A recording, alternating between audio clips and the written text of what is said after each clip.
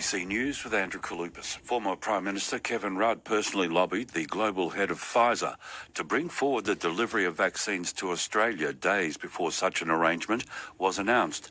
It's been revealed Mr Rudd met virtually with Dr Albert Bourla on June the 30th and raised the issue of increasing the pace of vaccine deliveries to Australia. In a letter obtained by 7:30, Mr Rudd informed Scott Morrison of the conversation and said Dr Bourla had agreed to look into the delivery schedule. Last Friday, it emerged that the Pfizer rollout was set to be accelerated, with 1 million doses expected to roll out each week from the middle of this month. Health Minister Greg Hunt told 7:30 in a statement that while the government was aware of Mr Rudd's actions, it is not aware if he had any impact on the outcome. Victoria's border with New South Wales has been effectively closed on the orders of the Victorian health authorities. Phil Johnson with more. Victoria's health department says it's made the decision because it's concerned about the risks of COVID-19 transmission beyond current red zones in Greater Sydney and surrounds. Under orders issued by Victoria's acting chief health officer, all of New South Wales and the ACT will become a red zone under Victoria's travel permit system. It means the border is effectively closed to New South Wales and the ACT, except for people with exemptions. Returning Victorian residents can obtain a red zone permit but must isolate immediately, get tested and quarantine for 14 days. Anyone trying to enter illegally will be fined $5,000. New South Wales has recorded its first COVID-19 death since December last year. As the state grapples with the rising case numbers, Justine Carney with more. New South Wales has recorded 77 new locally acquired cases, with less than half in quarantine for their entire infectious period. A woman in her 90s died in Liverpool Hospital after she contracted the virus from a close contact. Health authorities have now confirmed the woman was not vaccinated. Premier Gladys Berejiklian says the majority of transmissions are happening within households. It's quite stark and telling that more than 50 out of the 77 cases overnight were close family members of the person who had the virus. There were over 48,000 tests in the latest reporting period. Human Rights Watch says new accounts have emerged of alleged torture of high-profile political detainees in Saudi Arabian prisons. Here's the BBC's Alan Johnston. Human Rights Watch says it has received texts from an anonymous source identifying themselves as a Saudi prison guard. They detail sexual harassment said to have been inflicted on the now freed women's rights activist Lujain al-Hathlul. The guard also talks of panic when another prisoner briefly lost consciousness and it was feared she'd been tortured to death. There were orders that prisoners should be kept alive. The Saudi authorities haven't yet responded to the allegations, but in the past they've always denied the use of torture in the country's jails. Japan's capital Tokyo is entering its fourth state of emergency due to the COVID-19 outbreak. The decision was made on Thursday by the Japanese government in an effort to curb a recent surge in infections. Under the new rules, the Japanese government will prohibit restaurants from serving alcohol and maintain its request for restaurants and shopping centres to close by 8 p.m. The emergency will last through to August the 22nd, covering the duration of the Tokyo Olympics. The NRL is shifting 12 clubs into southeast Queensland for at least a month following an emergency meeting of the Australian Rugby League Commission. The 10 New South Wales-based clubs, the Warriors and the Canberra Raiders, will relocate to dedicated Queensland hubs and play matches at either Lang Park, Sunshine Coast Stadium or the Titans' home ground at Robina on the Gold Coast. The worsening COVID-19 outbreak in New South Wales forced the move. Clubs will begin moving to Queensland by Wednesday. Cronulla Sutherland has strengthened its hold on 8th spot in the NRL after a comfortable win over the New Zealand Warriors. The Sharks triumphed 20 points to 12 at Cogra Oval to claim their 7th victory of the season. Cronulla prop Aidan Tolman told ABC Sport his team took a while to get going. We knew we needed an attitude change, and I thought we brought that tonight. You know, our start wasn't great. They got the first try, but particularly in the back end of that first half, we really grinded down. We got through our sets and we put some points on the board. You're up to date with the latest from ABC News. RN. On air, online, on your digital TV and on the ABC Listen app.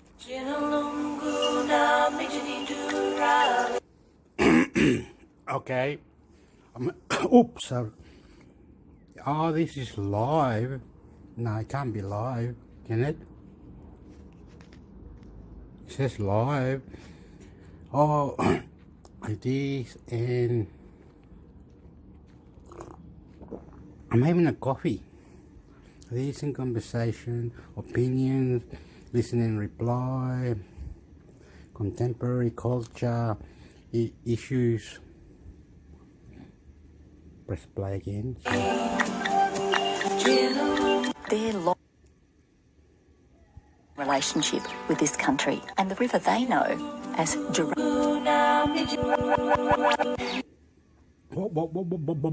It was funny that I was that was funny. It was like mental health. Listen and reply, opinions, debate. I have in my coffee. Mental health.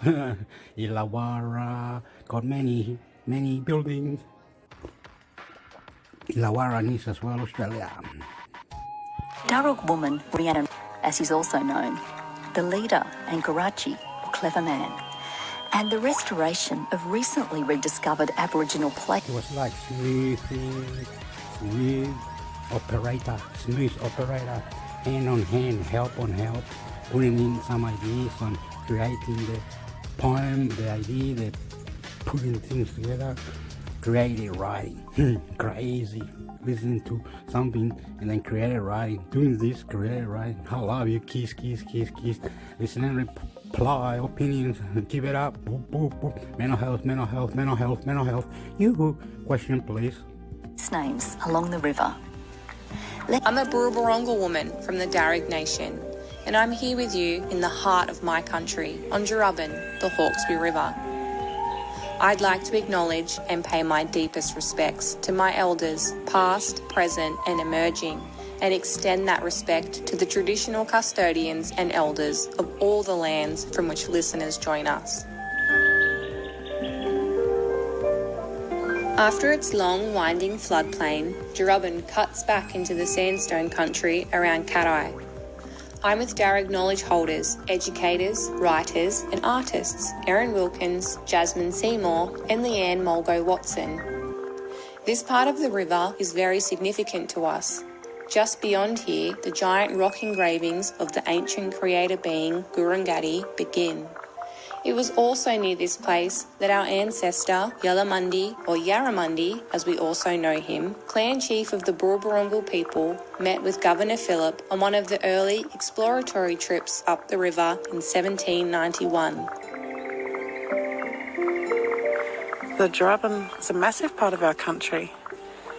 Just being in its presence, you can see and feel it. Many times we've been out here and we have been greeted by some sort of acknowledgement that we're here or of the site that we are at, and you can't help but feel the weight of that spirituality and connection to country. Yallamundis, to me, are part of the river. The river's very significant. It holds our creation.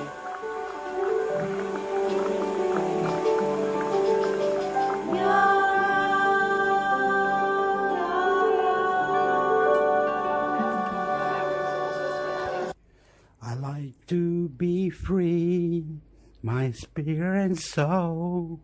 I like to be different, make a question, listen and reply, be nice, eye to eye, working, you are doing the job, champion, beautifully,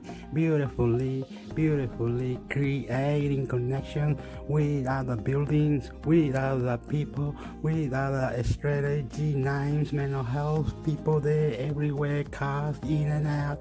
Yo, oh, yeah, I love you. What is culture? Communication, customs and traditions of people who used to live here before other people and other people, aborigines, Mother Earth, Mother Culture, Mother everything, debates, opinions. more than your life. Debate, opinion, listening because I love to see working people, class people with certificate, helping out, mental health, culture. I love you, thank you. Debate, opinion, reply, listening, reply. Sorry, I love you, thank you. Listening, reply, customs and tradition. More, please. Recorded clear evidence of my people. I will love you. 10 more and more, please. Love you. Living along the river. Well, the first exploratory trip along the river in 1789, they would have come up from Broken Bay and those massive cliffs and going further and further up the reaches, and it's very windy. And of course, what they're looking for is farmland. As they come up the river, they start to see river flats, but there's other things that they notice. One, the banks, the lowlands were all churned up. And they knew it was yams. It was women digging for yams. And as we now know, the yams were the staple food of the Darug people on the river. And this played out historically later as well, of course. When I was little, my grandmother taught us how to dig up these pencil yams, which are known as a native carrot, a bush carrot. And they're very prolific all along Cat-Eye Creek and the Hawkesbury. Digging sticks and... They're digging sticks. Yeah. So they're for digging yams. So you shove it deep in the earth, shake the earth, and then you see the yams. And they were used as weapons when women settle their difference with one another. And I love the carvings because they would have been individual to the owner, each woman.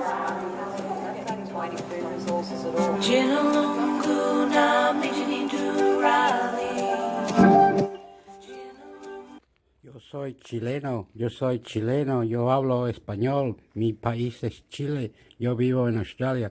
I live here in Australia, my customs and traditions are Chilean, and I love mostly adventure, fun, and always shaking my head. I am very, very shy now, please. Thank you, love you.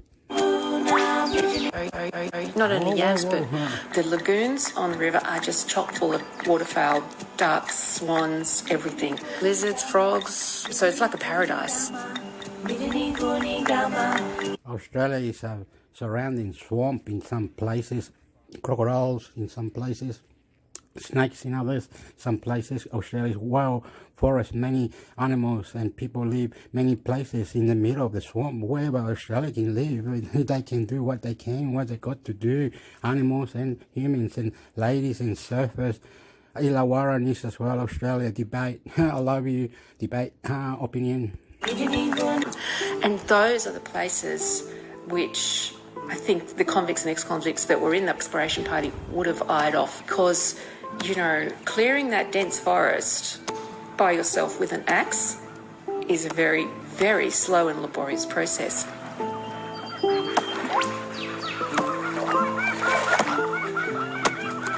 The next history change. Ularu, eo, ularu, eo. Oh my God, Saint Mary, God, Jesus Christ, religion. I don't know politics, anything, love you. Oh, ah, oh, ah, oh, ah. Thank you. The white fellas and laughing at their lack of knowledge about place and really mocking them, and the Aboriginal people are feeling completely comfortable in their surroundings and that it's not something that is foreign to them at all. They go north instead of south, so they clamber all the way up the side of Cat-Eye Creek. As usual, everybody runs away. The women take off in the canoes. A man is hunting for a grub in a tree and he's just terrified and runs away. They thought they were ghosts. The diseases got out here before the people. We had our first pandemic here, of course, when the first fleet arrived with smallpox, and that decimated so many of our people. What happens is they march all the way up Cat Eye Creek, but when they're at the top, they realise they've gone the wrong way. And when they come down, Gomboree and Yalamundi are paddling along the river. A native from his canoe entered into conversation with us and, immediately after, paddled to us with a frankness and confidence which surprised everyone. He was a man of middle age with an open, cheerful countenance marked with the smallpox. He seemed to be neither astonished or terrified at our appearance and number. 2 stone hatchets and 2 spears he took from his canoe and presented to the governor, who, in return for his courteous generosity, gave him 2 of our hatchets and some bread, which was new to him, for he knew not its use, but kept looking at it, until Colby shewed him what to do, when he eat it without hesitation. We pursued our course, and to accommodate us, our new acquaintance pointed out a path and walked at the head of us. A canoe, also with a man and a boy in it, kept gently paddling abreast of us. Taken on the spot by Captain Watkin Tench, a complete account of the settlement at Port Jackson. There's a really important exchange, and Gomboree welcomes them to country. And this is where you get such a vivid glimpse of the importance of protocols in Aboriginal society. Immediately that we had stopped, our friend Gumbaree introduced the man and the boy from the canoe to us, Yalamundi and Diemba. The ease with which these people behaved among us strangers was as conspicuous as unexpected. They seated themselves at our fire, partook of our biscuit and pork, and heard our guns going off around them without betraying any symptom of fear, distrust, or surprise. And by the end of the night, everybody sleeps round a fire together. And Yalamundi has his little boy with him, Jimba. Tench is watching them sleeping, and then Yalamundi carefully turns over and carefully puts the child next to him again and cuddles him round the fire. It's very rare that you get a little glimpse of the past like that that's very intimate. It was a very positive meeting. It's just so tragic that it's also a turning point which led to such a disaster for the Darug and Darkinjung people on the river. But it started out well. There was friendship and trust, and stories were exchanged, and people slept in peace. I just imagine this as a fire-lit globe in the darkness alongside that river that long ago night.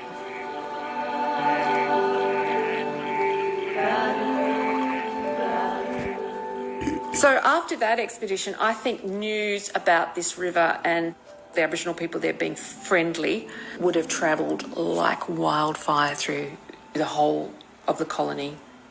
Then in 1794, things start to take a turn for what we would have to call an invasion. From an Aboriginal point of view, you can't describe it any other way.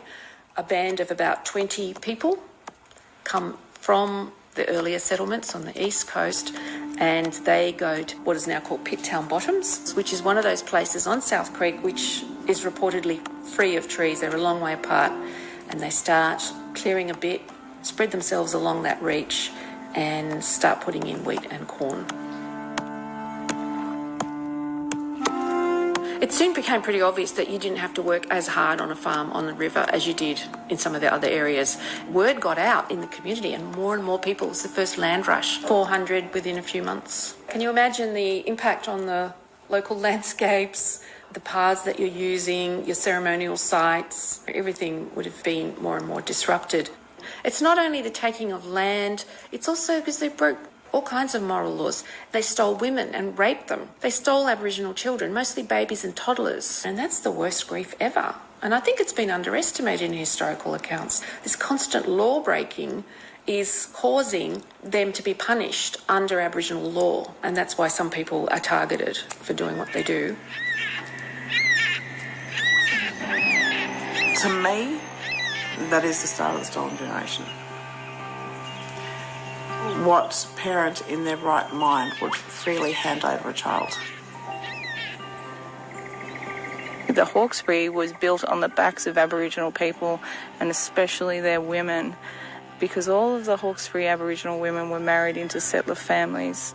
And so most people out here know there's an Aboriginal person somewhere in their history, but they don't talk about it because you've not been allowed to be proud of your Aboriginal history out here because it is so widely celebrated, this young colony and the settlers, and look at their achievements.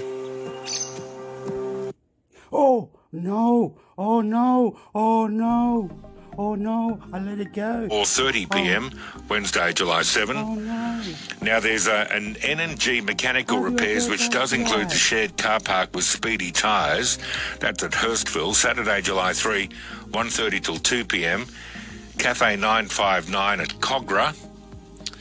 This is Monday, July 5 from 9:30 till 10 a.m. And then KFC at Rockdale, Monday, July 5, 10:30 a.m. till 4:30 p.m. And then Thursday, July 8, 10:30 a.m. to 4:30 p.m. again. I make the observation that it's a long time to be eating chicken. Maybe this venue had someone working there. That's the list. And that second list, casual contact must immediately get tested and isolate until a negative result is received. So there you are, you have that information, and again, with apologies to listeners outside of Sydney necessarily, and others who have visited the appropriate websites, I think it's important to share that information, given where we are with things right now. The NRL on Wednesday will relocate 12 teams to Queensland in a desperate bid to keep the competition alive. The Commission was locked in a meeting yesterday afternoon and later informed clubs about the code's intention to move to southeast Queensland for at least a month. The plans are awaiting final approval from the Queensland government. That'll be the governor in waiting, Jeanette Young, who'll have to sit here in consultation with the politicians. Gee, they're powerful, aren't they? The chief health officers. Is it okay to say that? I'm just making the observation that they are all powerful now, aren't they?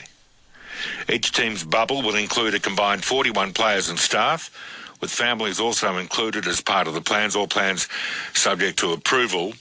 The NRL had a phone hookup with clubs last night. Teams will be spread across hotels and resorts. They include the Dragons, the Bulldogs, the Sea Eagles, it says here the mighty Sydney Roosters.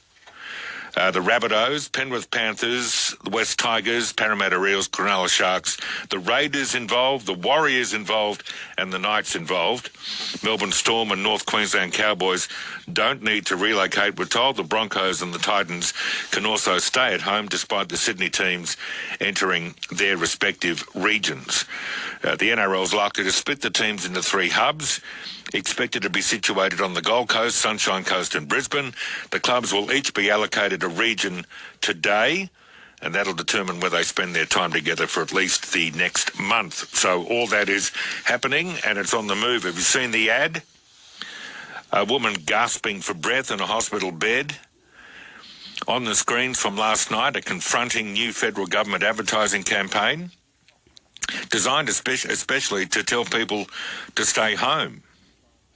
They say in the Nine papers, the ad evocative of the 1980s Grim Reaper ads campaign, in its bluntness, was filmed towards the end of last year, but the government decided not to run it because the outbreaks since then haven't been severe enough to justify it. That's, of course, changed. The ad will appear on social media platforms as well as TV for Sydney-siders. Police continue to find people at gatherings in breach of lockdown rules. We'll tell you about all of that through the course of the morning. 131873 is our number, 24 after midnight. We'll get to Wimbledon with Craig in a moment or two, but Scott's on the open line. Hello, mate. Top of the morning, Luke. How are you going? I'm well, Scott. You? All good. Have you heard of the new essential service? It's Mr. Whippy. Hang on. Mr. Whippy. Mr. Whippy, mate. I live in the Panania East Hills area. Yeah. And this afternoon, Mr. Whippy was cruising around the area. And when he finally turned up in my street, there was about 10 or 12 kids and their parents, no social distance. And I called the local authorities. And they said, we're trying to track this guy down. And I said, he's in my street. No response. He got away. Mr. Whippy got away. It's almost like Mr. Whippy's almost a bit like the Pied Piper. So Mr. Whippy turns up and, as I like to call it, a honey/ice cream pot, and from the homes near you into the streets, heaps of kiddies and their parents. No masks, no nothing. No masks. No nothing, just straight out. And I called the authorities and we're trying to find this guy. Yeah, got to find him. And I called him back when he was in the street. Yeah. And they hung up on me. Yeah, they hung up on you. All you're doing is your bit. You're trying to protect your neighbours. Everybody. Well, look, the thing here. I mean, Mr. Whippy makes our conversation slightly more humorous. I feel like cutting it now. I'm sorry. I don't know what I was doing. I am very, very sorry. I'm very, very nervous now. Something. Oh, I had the Aborigines. I had this. They were talking. I'm not very clever. I am sorry. I live in the Illawarra. My mother lives in Canberra. I'm from Chile. My country, Chile, got taken over by the Spanish. There was heaps of Chinese there as well, Vietnamese, and other cultures in my country. They came from Europe. Oops. Many different dances. They've got one called the Carnaval in Arica. They've got many dresses to dress. The cueca is the folk music, country music. It's called cueca.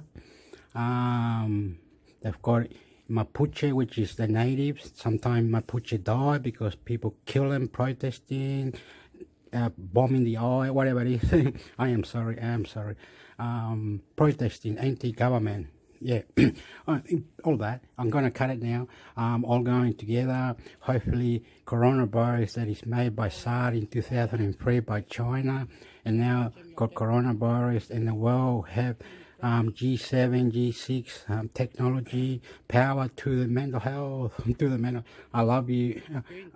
Where was I going to put it on YouTube? Was it? Oh, YouTube. Or, no, I mean Facebook. What am I doing? I'm sorry. I'm cutting it now. Very nice, please. Very nice, please. Very nice, please. Opinion, listening, reply. Opinion, listening, reply. Opinion, listening, reply.